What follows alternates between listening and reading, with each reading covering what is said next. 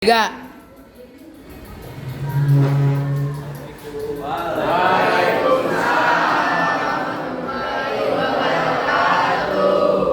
Gimana kabarnya semua anak-anak? Baik. Pada kesempatan kali ini ya kita akan membahas tentang mata pelajaran pendidikan agama Islam.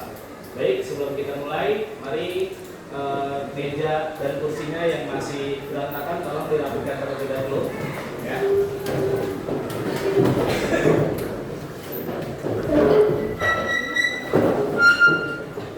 Oke, sudah?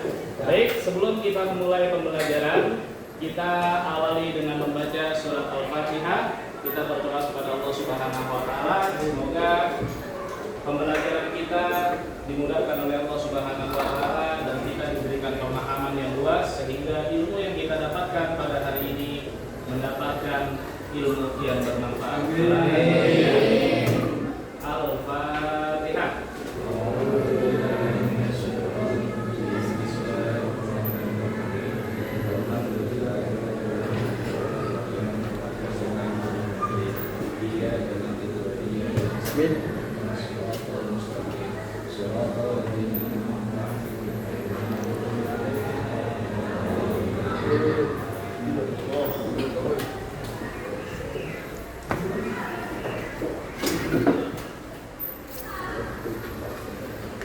Baik, Bapak absen dulu ya.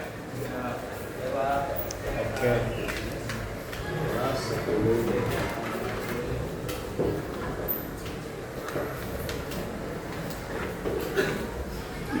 Yang Bapak sebut namanya bilang hadir dan angkat tangannya ya. Oke. Abian Afzal Rahman, Ahmad Hairi hadir. Ali Ramlan Farahab hadir Pak. Alif Burhanuddin Andika Bagus hadir. Andika Trikusuma Arafan Hanta hadir.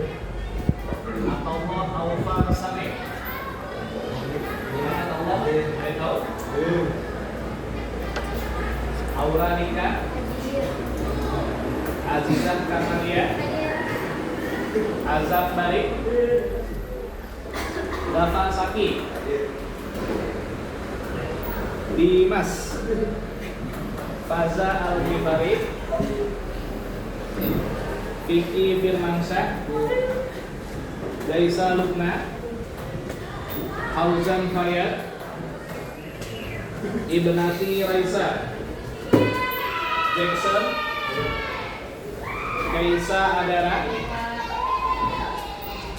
Hansa Ayla sakit Majid Kurniawan Mega Ardi Muhammad Al-Fariski Muhammad Firdaus Muhammad Sahreza hadir Pak.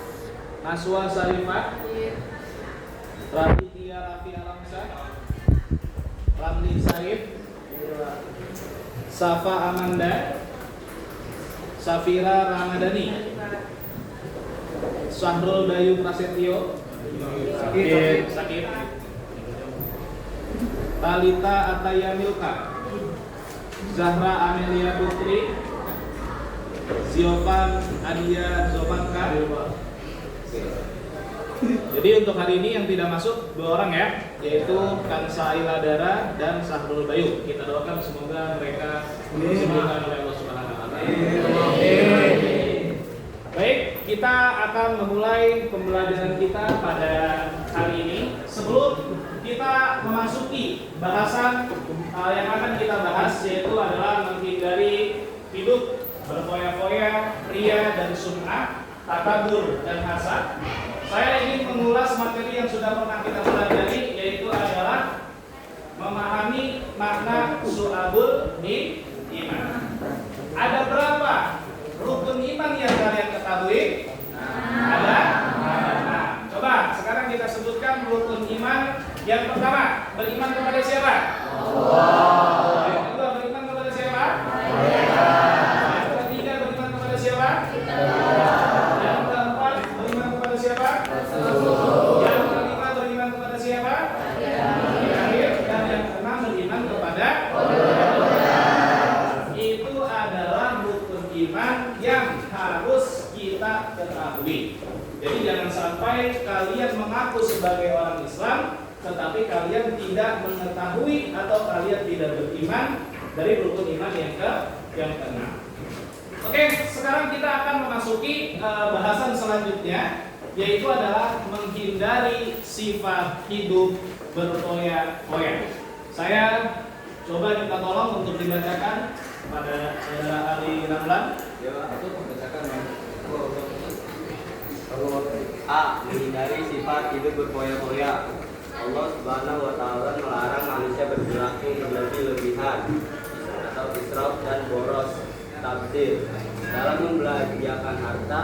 Pemborosan merupakan saudara setan. 1. Pengertian sifat hidup berfoya-foya. Islam mengajarkan umatnya untuk hidup bersahaja dan seimbang dalam membelanjakan harta serta melarang perilaku berlebih-lebihan dan boros. Kedua, perilaku tersebut dianggap sebagai perbuatan setan.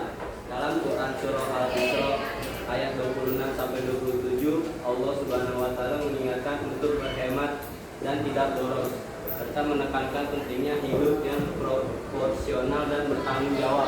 Baik, terima kasih. Kita akan membahas yang pertama yang tadi dibacakan oleh Ananda Ali Ramlan, yaitu adalah Allah Subhanahu wa Ta'ala melarang manusia berperilaku berlebih-lebihan.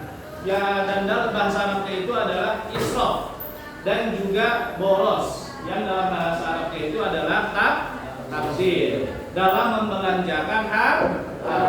Pemboros merupakan saudara setan. Jadi maksudnya seperti apa? Allah Subhanahu wa Ta'ala melarang kepada kita semua orang-orang Islam untuk melakukan sifat berlebih-lebihan, yaitu israf, dan juga melakukan sifat tabdzir, yaitu boros. Dalam hal apa? Dalam hal membelanjakan harta. Contoh, misalkan kita diberikan sebuah rezeki dari Allah Subhanahu wa Ta'ala berupa uang yang banyak. Kemudian kita membelanjakan harta kita, membelanjakan uang kita dengan hal yang tidak mesti kita lakukan. Contoh, misalkan Daus itu suka main bola. Daus punya bola satu dan masih bagus, tetapi karena Daus itu memiliki uang yang banyak, sehingga Daus itu membeli 50 bola. Nah, kira-kira 50 bola itu bakal kepake semua apa enggak? Nah, karena ketika kita bermain bola yang digunakan hanya satu bola. Jadi 50 yang dibelikan oleh saudara Daus itu adalah sifat tabdzir, yaitu pemborosan dalam harta. Jadi ketika kita dititipkan rezeki oleh Allah Subhanahu wa Ta'ala berupa harta, kita gunakan sebaik-baiknya dan kita belanjakan sesuai dengan kebutuhan yang ada. Yang pertama, pengertian sifat hidup berfoya-foya. Islam mengajarkan umatnya untuk hidup bersahaja. Apa itu bersahaja? Ada yang tahu bersahaja? Seadanya. Siapa lagi? Ada yang bisa jawab? Apa? Sederhana. Jadi Islam mengajarkan kita untuk hidup bersahaja, yaitu biasa-biasa saja atau sederhana dalam hal apapun itu. Artinya apa? Artinya Islam mengajarkan kita untuk selalu tawadu, yaitu rendah hati. Serta melarang perilaku berlebih-lebihan dan boros. Kedua perilaku tersebut dianggap sebagai perbuatan setan.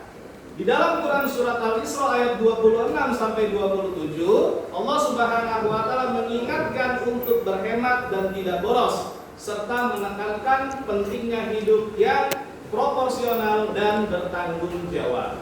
Nah, nanti dijelaskan di dalam Quran surat Al-Isra ayat 26 dan 27. Siapa yang mau membaca dalil?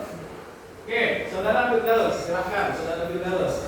Dibaca dalilnya Quran surat Al-Isra ayat 26 sampai 27 juga beserta artinya dengan suara yang mantap.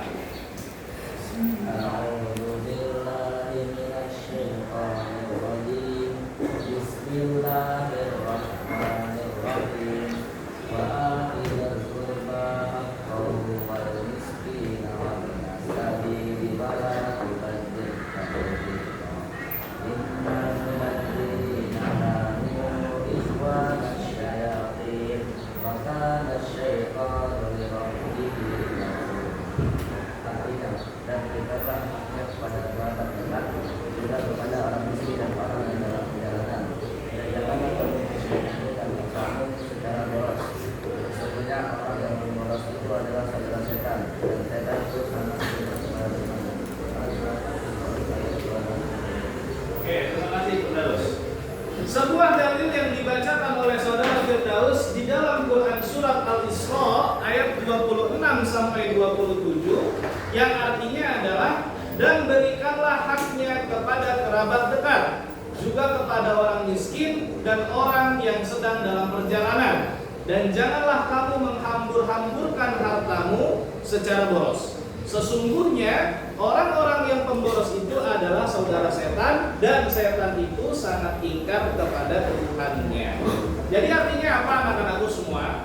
Ketika Allah Subhanahu wa taala memberikan harta kepada kita, ya, kita gunakan dengan sebaik-baiknya. Dengan cara apa? Dengan cara membantu orang-orang yang memang butuh bantuan kita. Siapa contoh orang-orang yang butuh bantuan kita? Ada yang bisa jawab? Fakir miskin. Terus siapa lagi kira-kira yang membutuhkan bantuan orang yang hidupnya berkecukupan selain fakir miskin? Ada lagi? Yatim, piatu. Terus siapa lagi yang tahu? Orang yang kena musibah, kaum duafa. Nah, itu adalah semuanya jawabannya benar. Jadi jangan kita belanjakan harta kita dengan hal-hal yang tidak penting menurut kita. Lebih baik harta yang kita miliki itu kita gunakan untuk membantu orang-orang yang membutuh bantuan kita. Sampai di sini paham anak-anakku semua? Baik, kita lanjut ke bahasan kedua, yaitu adalah contoh sifat hidup berfoya-foya. Berikut bentuk perilaku berfoya-foya dalam kehidupan sehari-hari. 1. Berkata-kata yang tidak mengandung manfaat. Jadi berfoya-foya itu ternyata bukan hanya dengan uang, ya, tetapi dengan mengeluarkan kata-kata yang tidak ada manfaatnya, itu pun juga bagian dari berfoya-foya dalam ucapan. Apa contoh kata-kata yang tidak mengandung manfaat? Yaitu pertama, suka menjelek-jelekan orang lain. Itu nggak boleh. Dan sudah dijelaskan di dalam hukum Islam bahwa menjelek-jelekan orang lain itu adalah perbuatan tercela. Yang kedua, suka membuka aib orang lain. Nah, itu juga tidak boleh. Jadi berucaplah, berkata-katalah sesuai dengan apa yang harus kita ucapkan. Seperti itu. Jadi berucap atau berkata yang baik-baik saja. Terus yang kedua, memakai banyak perhiasan. Nah, ini namanya kalau ada orang yang suka memakai perhiasan yang banyak, itu namanya israf. Apa israf? Berlebih-lebih. Nah, contohnya dia kalau pakai perhiasan gelang yang seharusnya cuma 1 atau 2 gelang, karena dia merasa orang kaya, dia pakai gelang segini sampai sini. Nah, itu tidak boleh. Itu namanya israf. Nah, sampai di sini paham anak-anakku semua? Baik, bahasan yang ketiga yaitu dampak sifat hidup berfoya-foya. Coba saudara Dimas, tolong dibaca poin ketiga.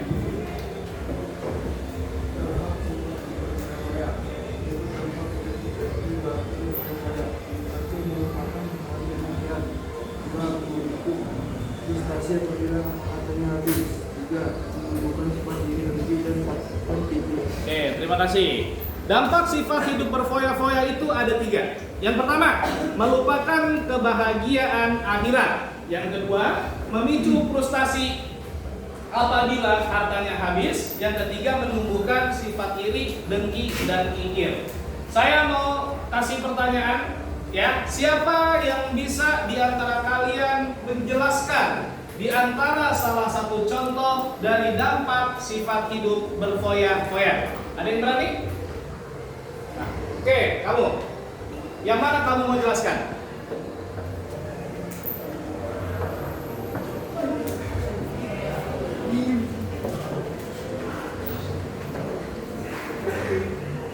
Merupakan kebahagiaan akhirat. Itu frustasi apabila hartanya habis, membutuhkan sifat diri dengki dan kikir. Ya. Silakan jelaskan tentang melupakan kebahagiaan akhirat. Biasanya manusia ketika diberikan harta kepada Allah di dunia, mereka akan fokus pada hartanya sehingga mereka melupakan kehidupan yang sesungguhnya di akhirat. Oke, terima kasih ya. Nah, tadi yang telah disampaikan memberikan contoh melupakan kebahagiaan akhirat. Betul apa yang dikatakan oleh dia, karena ya orang ketika diberikan harta oleh Allah Subhanahu wa taala biasanya itu akan berubah. Tetapi kalau orang-orang beriman ketika dititipkan harta oleh Allah Subhanahu wa taala, ya, dia akan selalu bersyukur kepada Allah. Kenapa dia selalu bersyukur? Karena telah diberikan nikmat oleh Allah Subhanahu wa taala. Tetapi juga sebaliknya, ada yang telah diberikan harta oleh Allah kemudian dia kufur. Apa itu kufur? Mereka tidak bersyukur. Terjadi malah mereka itu hanya fokus kepada hartanya sehingga melupakan kehidupan selanjutnya, yaitu adalah kehidupan di akhirat. Jadi yang awalnya dia rajin beribadah, terus ketika dikasih harta dia tidak mau beribadah lagi. Kenapa? Karena kalau beribadah dia khawatir hartanya itu berkurang atau dicuri oleh orang lain. Jadi sehingga dia melupakan Allah dan dia fokus kepada hartanya. Sampai di sini paham? Poin yang terakhir yaitu adalah cara menghindari sifat hidup berfoya-foya. Yang pertama, menerapkan pola hidup sederhana. Yang kedua, senantiasa bersyukur kepada Allah Subhanahu wa taala. Yang ketiga, selalu berusaha membelanjakan harta sesuai skala prioritas kebutuhan. Dan yang terakhir adalah merencanakan segala sesuatu yang akan dilakukan. Kira-kira untuk materi menghindari sifat hidup berfoya-foya, paham semuanya? Sebelum diakhiri, ada yang ingin bertanya? Atau sudah paham semua ya? Alhamdulillah kalau sudah paham semua. Semoga ilmu yang kita pelajari hari ini itu bermanfaat dan bisa kita amalkan kepada orang lain. Sebelum saya akhiri ya, saya akan memberikan tugas kepada kalian semua. Silahkan nanti kalian kerjakan halaman 31, pilihan ganda dan esai. Pertemuan yang akan datang kita koreksi secara bersama-sama. Jadi jangan sampai tidak ada yang mengerjakan tugas ini. Paham semua? Baik, kita akhiri pertemuan kita pada pagi hari ini dengan membaca lafaz hamdalah.